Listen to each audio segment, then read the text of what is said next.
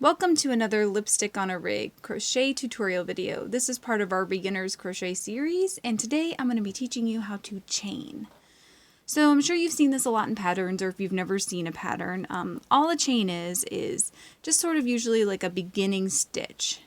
So in order to chain, we will attach our yarn to our hook, and if you're not sure how to do that, I do have a tutorial video, so check it out in the description, and you can also find other beginner crochet videos there. Once you have your yarn on the hook and it's placed in your hand comfortably so you can move the yarn around, what you're going to want to do is hold onto the tail here, like this, and slowly yarn over and pull through that loop.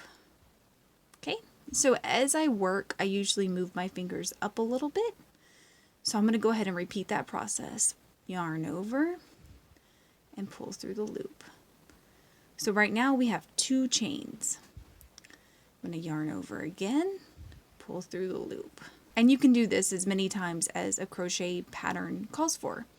And also just something to note, if you ever see CH in a pattern, that is the abbreviated version of chain. So if it says something like 8CH, then it calls for 8 chains. Congratulations, you've now learned how to chain in crochet, and this is a great baseline for most crochet projects in your future. If this video helped you, please give it a thumbs up and consider subscribing to my channel, Lipstick on a Rig. Thank you so much for watching, and I hope you have a wonderful day.